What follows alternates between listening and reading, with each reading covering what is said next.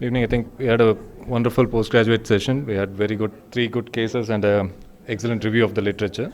We move on to the CME part. Before that, I think it's my duty to read out the secretary report. So again, some more kudos to Tamil Nadu ASG. We have again a Best Reviewer Award from IJG, Professor Jayanti. One more feather to the cap as Madam. So I think what I should tell you is, some time back, maybe 2 weeks back, there was Rajesh Sainani called up sent a message on WhatsApp. Ma'am, there's a viral message floating around in the country that there's some award paper and I've been awarded. So I said, just enjoy the award. Then he sent me the message. Then I found my name was there. Then I said, okay, let's both enjoy. Because we didn't know there was any message. Oh. Then I wrote, no, none of us knew. Yeah. So we never knew. So then I sent a message to Matthew Phillip. Then he said, what is this, some viral message going around, some awards and all are there, and none of us are aware. Then he said, no, this year we have introduced that. So only then we realized it was a true message. So until then we did not know it was a true message. Very nice, ma'am. So congratulations to you again, ma'am. It's a great inspiration for us.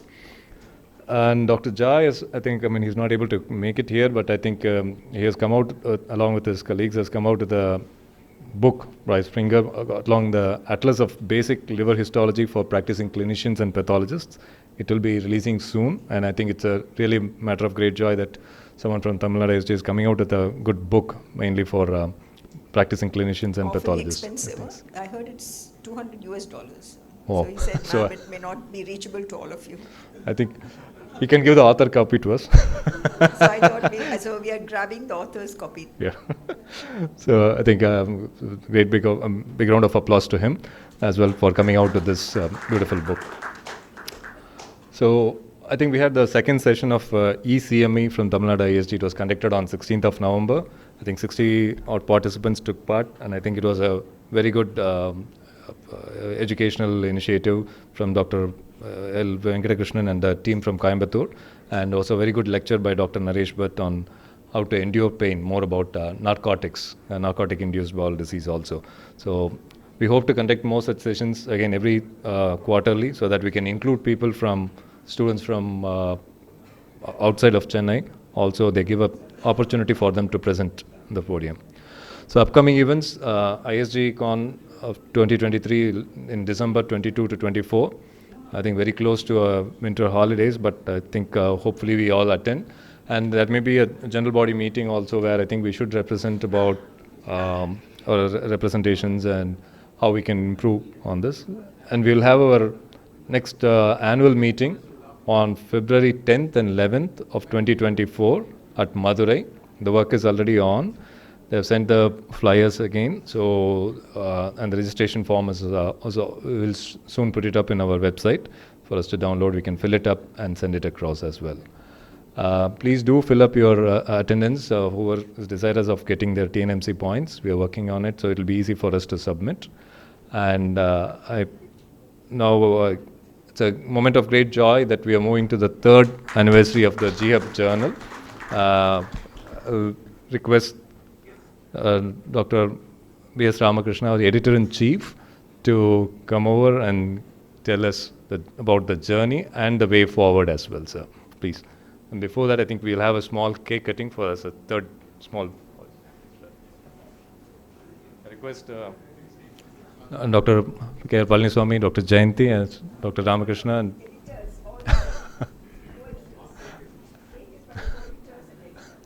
Dr. Epan as well, please. Dr. Wall also, please. You can join and further these things.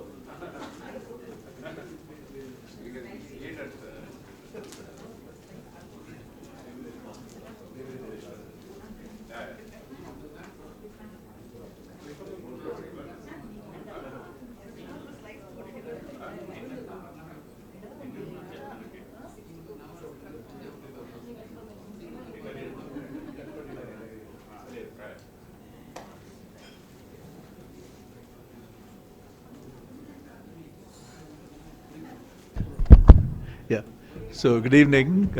So just to remind you about GHEP, it started 3 years ago. The prime mover was Dr. Epen, and then he coaxed Ubal into saying, yes, we should start a journal. And they roped me in as editor. And we went to Dr. KRP and his trust for the financing. So the intent was to provide a forum for postgraduates and faculty in Chennai and in actually Tamil Nadu and maybe in the wider South India and perhaps rest of India to publish easily. The idea was to encourage a culture where people would start publishing case reports, maybe reviews, and original articles. So here, this we called it GHEP, and I think it's taken off reasonably well.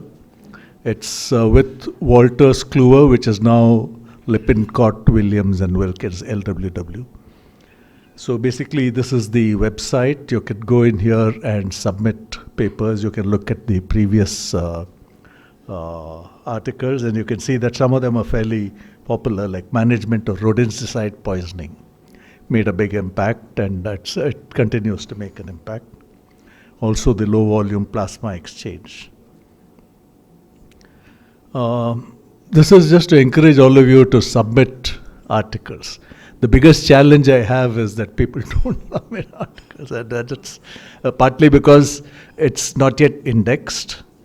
But that's, you can't get to indexing until you've published enough, and until you've been in business for 3 years, you have to publish on time. So we'll see a little bit about that. So in the last 3 years, essentially, this is what it looked like. We had 8 reviews in the first year, 8 original articles, etc., and so on. So the number of articles in the first year was 45 over 4 issues, because it's once in 3 months. And so that number has more or less remained constant. This year, the number of articles is less, but that's not bad because the number of reviews has gone up. Now, I'll just remind you that people around the world read reviews, and reviews are the ones that are mostly cited. And if you look for citations, you're looking for citations. If you write a good review, it's much more likely to get cited than an original paper. So the next steps are, one is to index the journal in the directory of open access journals. So just to remind you all, this is open access. It's free to everybody. The owners do not charge anybody for publishing in this journal. So there are a few rules before we can get into the directory of open access journals. It will be inspected. So some of the things that they look at are that in the editorial board, the owners should not be represented. The editorial board members should have a background of publications. Ideally, they should have some citation somewhere.